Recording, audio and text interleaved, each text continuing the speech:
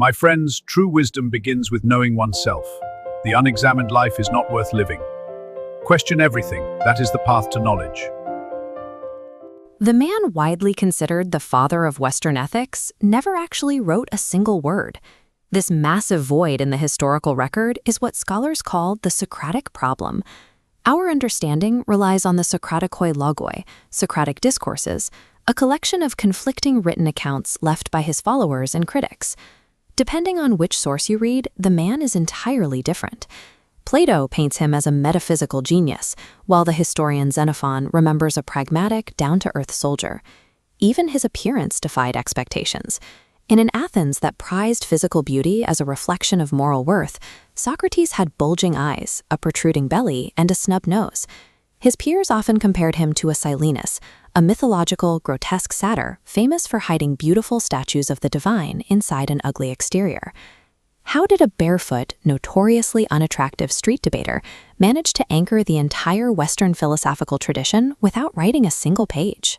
To solve this Socratic problem, we have to look past his missing texts and examine the historical reality of his physical deeds. Long before he was put on trial for his ideas, Socrates was a soldier.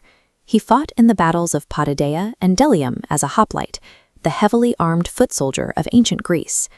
During a chaotic retreat, he maintained strict military discipline, keeping his wits about him and saving the life of the young Athenian statesman Alcibiades. That physical courage carried directly into his political life. Following the naval disaster at Arginusae, the Athenian democracy demanded an illegal mass execution of its generals for failing to rescue survivors. Socrates was the single presiding official who stood against the mob, refusing to put the unconstitutional motion to a vote. A few years later, Athens fell to the 30 tyrants. They ordered Socrates to arrest an innocent man named Leon of Salamis for execution. Socrates simply refused and went home, risking his own life to avoid participating in an injustice. He prioritized objective justice over his own survival. His teachings carry weight because they were forged in combat and extreme political peril. This commitment to doing the right thing was guided by what he called his daimonion. This was a personal divine sign or inner voice that never told him what to do. It only warned him against taking unjust actions. His private moral compass met a public mission. The Oracle of Delphi declared that no man was wiser than Socrates. Baffled, he set out to find someone wiser, only to realize the truth.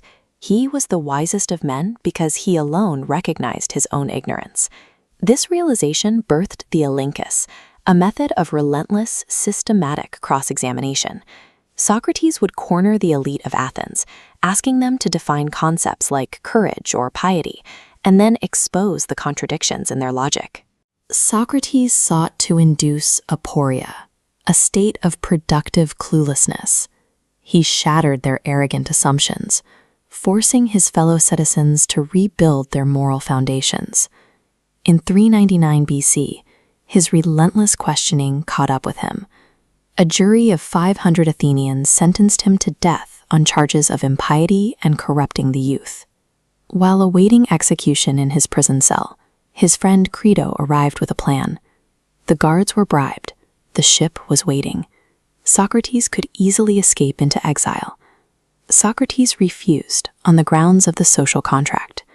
Defying the laws of the city, even when applied unjustly, would destroy the state's authority. He asserts plainly in the text that one must never do wrong. To break out of prison would be an act of harm. As the text highlights here, returning harm for harm is still an injustice. Fleeing would invalidate every word he had spoken in the streets of Athens. For Socrates, preserving his physical life at the cost of his moral integrity would make his existence meaningless. He chose to stay. He spent his final hours as he had spent his life.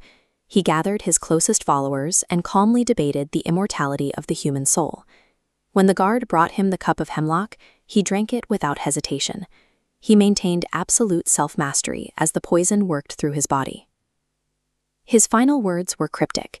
He asked Crito to pay a debt of a rooster to Asclepius, the god of healing, implying that death was the cure for the disease of mortal life.